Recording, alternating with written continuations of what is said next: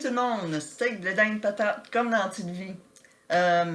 C'est quoi le pâté chinois? Puis pourquoi que ça s'appelle le pâté chinois? Puis pourquoi le chinois quand c'est au Canada? Je, je vous invite aussi à aller sur la page RDAQ. Vous tapez ça sur votre page de recherche. On remonte aussi au train, à l'histoire du train. Fin des années 1800, début 900. Quand ils ont fait la construction de la voie ferrée et pour faire la construction de la voie ferrée, pour que ça voyage dans le pays, il y a aussi les montagnes. Alors, ils ont creusé des tunnels. Et pour creuser les tunnels, ça prenait un explosif liquide qui, à l'époque, c'était ça. Et ils ont engagé des personnes qui venaient de la Chine, des employés chinois. Alors, ils leur promettaient que c'est eux allaient déposer le liquide explosif. C'était très dangereux, c'était vraiment... il y a plusieurs personnes qui sont mortes en cause de ça. Qui déposaient le liquide et qu'ils revenaient en vie.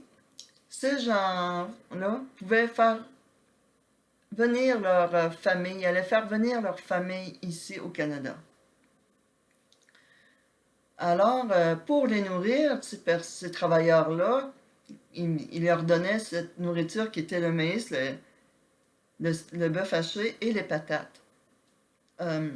Et un jour, ils ont appelé ça pâté chinois. Il y en a qui racontent que c'est à partir de restes de maïs et patates et de bœuf haché. Mais c'est depuis ce temps-là qu'il y a des gens de l'Asie ici. Il y a des enfants aussi qui ont été adoptés qui viennent de là. Quand on pense à Montréal, il y a un quartier chinois. Mais, si je parle de ça, vous en doutez. Hein. Dû au virus, ces gens-là se font insulter. C'est ça que j'ai pris il y a quelques semaines. Ils se font insulter et regarder de travers. Je me dis, ça n'a pas sa place. Voyons, réveillez-vous, les gens.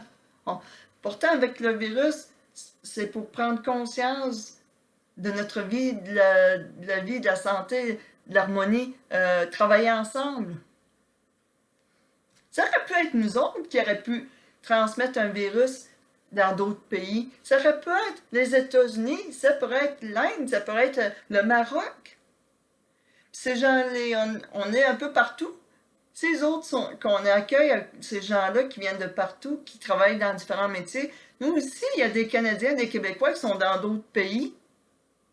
On se ferait-tu regarder de travers? On se ferait-tu lancer des flèches? Parce que on aurait le Canada ou le Québec ou peu importe, il y aurait une transmission de virus. Tu trouvez pas, là, que c'est un peu fort, ça, là? Moi, je travaille même avec mon garçon, je dis, as-tu pensé, même si c'est en Chine, là, hein? Ces gens, là, qui ont perdu la vie, qui ont perdu leur frère, leur soeur, leur mère, leur père, leur enfant. Penses-tu qu'ils la trouvent plaisant, cette affaire-là? Alors, s'il vous plaît, ouvrez vos paramètres, ouvrez votre cœur, ouvrez vos sens à la vie.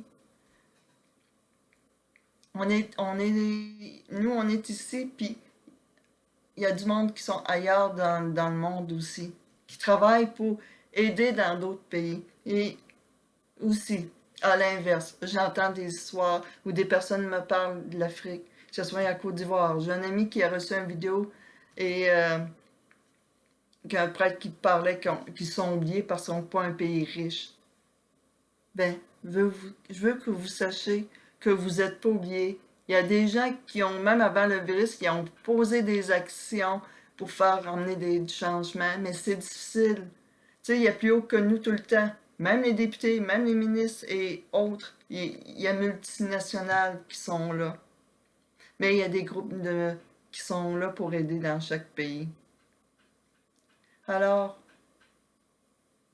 grâce à l'Internet, vous n'êtes pas oubliés. mais on est impuissants, nous aussi.